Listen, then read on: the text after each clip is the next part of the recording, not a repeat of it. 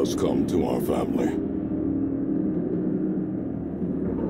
You remember our venerable house, opulent and imperial, gazing proudly from its stoic perch above the moor. I lived all my years in that ancient, rumor-shadowed manor, fattened by decadence and luxury. And yet I began to tire of conventional extravagance. Singular, unsettling tales suggested the mansion itself was a gateway to some fabulous and unnameable power. With relic and ritual, I bent every effort towards the excavation and recovery of those long-buried secrets, exhausting what remained of our family fortune on swarthy workmen and sturdy shovels. At last, in the salt-soaked crags beneath the lowest foundations, we unearthed that damnable portal of antediluvian evil.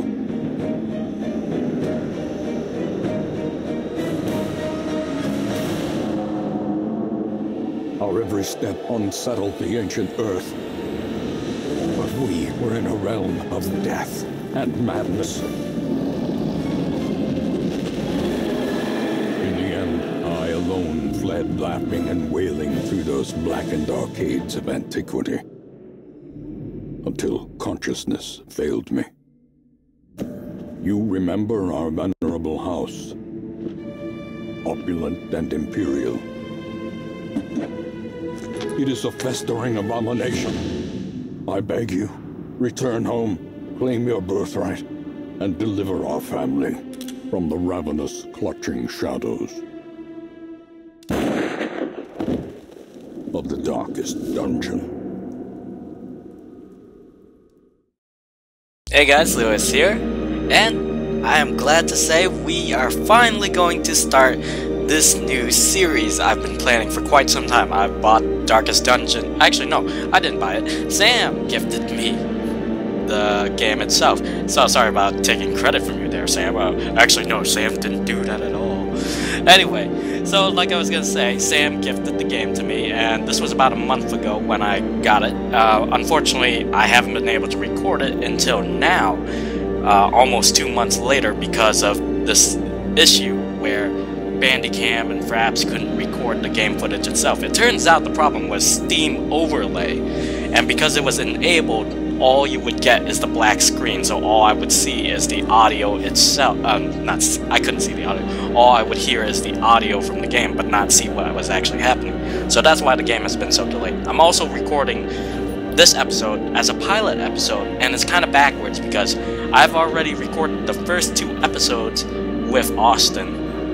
So I'm recording this after that particular session, but it's basically going to be the episode where I just walk you through what's going to happen in the game, what to expect and all that, because I've already grinded quite a lot. I'm not going to make this like my XCOM series where I show you every single thing. That would be too grindy. The game is very repetitive in that, but it's actually pretty fun. And I say XCOM because you can also rename the characters, so I want to bring a little bit of that back. I already did name some of the characters in the 2 episodes after some of you guys, and I'm looking forward to doing more episodes of it with Austin. So without further ado, let's go through the tutorial so I can just explain the game to anyone who is new to Darkest Dungeon. We're just gonna call it Darkest for now, because why not?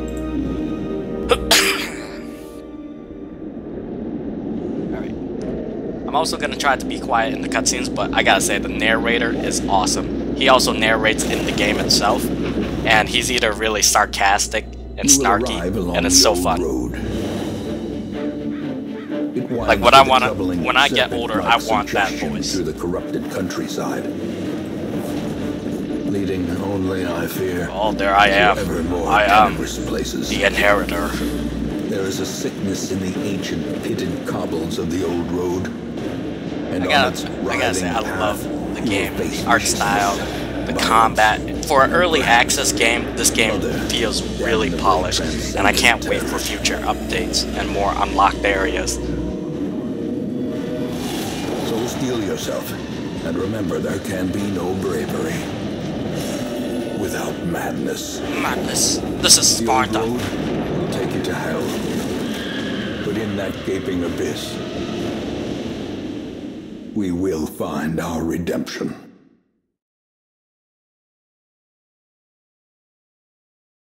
Alright, so now that we're in the game, I get to show you what it's about. So here you can see, it's a dungeon crawler, kind of. So you gotta navigate the dungeon and the map itself. So in order to go from here to here, I have to click on this room and travel a little pathway. And we do that by either using the mouse or the WASD keys. And it's a really fun game, and it's really simple. You could do all of this with your mouse if you wanted to. So we're gonna take our two adventurers here. Keep to the side path. And move through the hallways. Just ahead. As you can see, stress is a big part of this game. That white bar right there represents the amount of stress level your heroes have, and you generally don't want your stress bar fill out at all. So now we get into the combat of the game, where we use our attacks on the enemy. Since he's surprised, he loses his first round, which is good. So we're gonna take the chance and just attack and bleed him.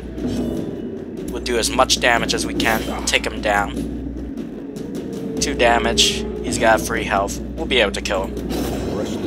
There we go. Very simple, straightforward combat. But the more skills you unlock, the more options you open up, like you can open up with stun locking, applying bleed and blight damage. There's also curio objects in the game as well, where you interact with and take a chance. So here, there's a brigand's tent, so let's take a look inside. What do we got? We got 100 gold and onyx, 500 gold worth.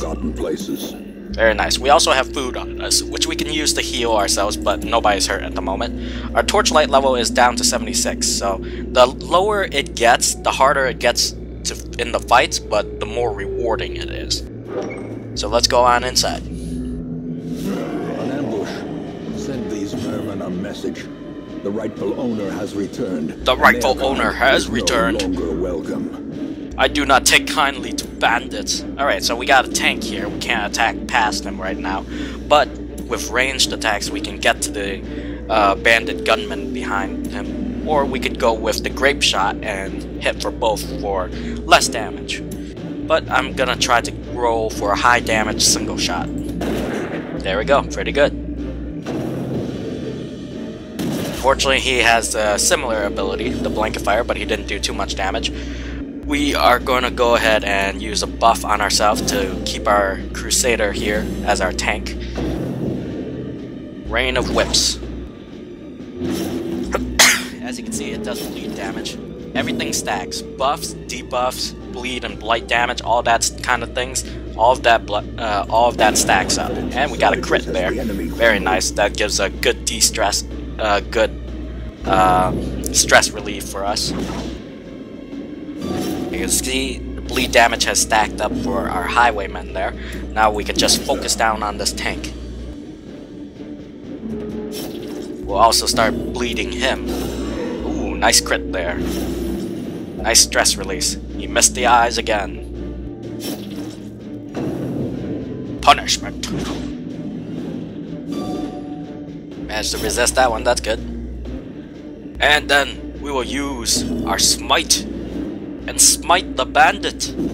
Oh, we missed. How disappointing.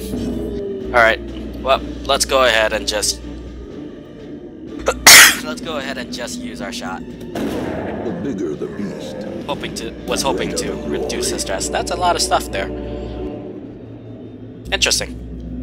This chest is usually always trapped in the tutorial, but I wonder what would happen if I used a key on it. Ah, alright. Well, with some curio objects you can drag items on, see if it affects it or not. In this case, this one's usually trapped, so it's just gonna do blight damage to us, but I'm gonna open it anyway just because. It's trapped. But we managed to resist it, and since we finished our quest, we just hit this and end it. Once we get into the town, I'll talk about it a little bit before I end off the episode, because we are near the end of what I wanted, near the end of what I planned for the pilot episode. So as you can see here, we got 5,000 gold reward. gold from our collected treasure and our collected heirlooms, which is quite nice. There's a leveling system, of course. Once you go through various adventures and expeditions with your heroes, they gain experience, and there's a quirk and perk system. So as you can see here, we got a perk for Renaud here. He's got last gasp, so health below 50%, he gains +1 speed. With Dismiss, he got both. He's got Ruins Adventurer, so only in the ruins he gets a +20% stress resist, but he also has Wasting Sickness, so he has a minus 50% disease resist, which is pretty bad.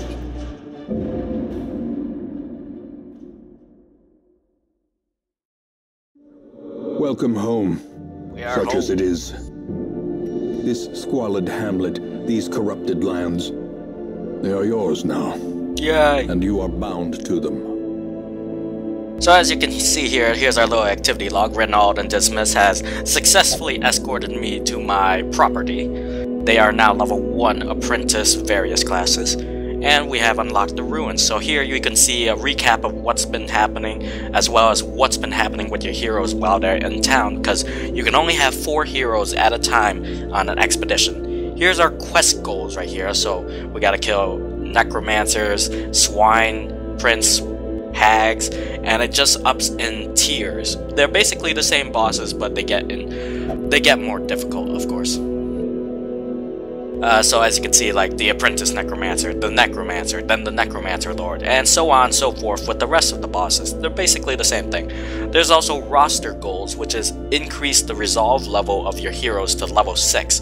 As of now, these are the classes: the lepers, the crusader, the bounty hunter, highwayman, the jester, the bestial, hellion, occultist, plague doctor, and the grave robber. There's going to be more classes in the future with future updates, I believe, which I can't wait for. And as you can see here, the little H option there. So, as you can see here, this is our little roster as of now. We can have 2 of 9 people, and in the town, as of now, right now, it's pretty ramshackle, but as we do more missions, or expeditions, I should say, we will unlock more of the town. So, like, stuff like the tavern here. This is a place where you could send your heroes to drink, gamble, or go to the brothel to de-stress. There are 2 areas to de-stress: the tavern and the abbey. The abbey is where you have meditation, prayer, and flagellation. Some quirks will affect your heroes where they can only do certain activities. For example, Renaud here is God-fearing, so in town he will only pray. So he wouldn't meditate, he wouldn't drink, he won't go to the brothel. Other things like that, it really puts emphasis on managing your stress. So that's a very interesting mechanic. Let's see, what else did I want to talk about? So yeah, I'm just going to walk you through what these are. I'm probably going to explain them as we go on in the actual episodes themselves, but for the most part I'll be talking with Austin, so I might not explain it all as fully as if I were playing it on my own. So tavern and abbey, those are places for activities where we use to de-stress our heroes. Let's see, the sanitarium is a place where we lock up our heroes to remove quirks for a price. Say, for example, I want to remove the kleptomaniac quirk from my crusader. I just throw him in there for a week, and then he's coming out and is like, I no longer steal stuff. Other stuff like the survivalist and the nomad wagon, those are interesting places. The survivalist in this case trains your heroes to unlock camping skills. Camping skills are used later on with expeditions that require firewood, which you camp in the dungeon itself. So it's a nice way to unlock other abilities for camping, but you can only have 3 camping skills at any given time. You can swap out skills in the middle of a quest though, you just can't be in a fight. You also, as you just noticed Renaud there, you can also see people talking every now and then in the little bubbles. Nomad Wagon is where you buy trinkets from, albeit it's very expensive, but trinkets are what you can use just to equip your heroes, and trinkets sometimes are both positive and negative, mostly on the negative side, but you can min-max to avoid that. blacksmith is pretty explanatory. You just use this place to upgrade your armor and your weapon for your heroes. They have to be a certain level for you to get a certain upgrade. So you can't just get level 3 upgrades with a level 1 character. They only go up to level 1, for example. Guild, same thing basically, but in this case, you use it to learn and upgrade your skills that you use in combat.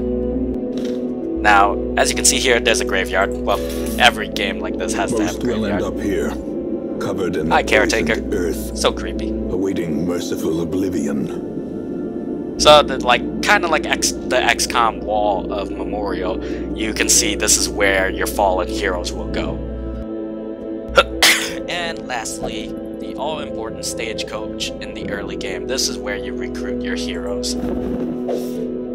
Women and men, soldiers and outlaws, fools and corpses. All will find their way to us now that the road is clear. So each week, unlike games like XCOM where you have to spend money to hire new troops, in this game, every week you will get a random stagecoach of various adventurers, and you get to recruit them. So for example, since the roster size for an expedition is 4 people, I would need 4 people to go on that expedition effectively. So they usually provide you with a plague doctor and a vestile at the very beginning of the game. These are really good. What better laboratory than the blood-soaked battlefield?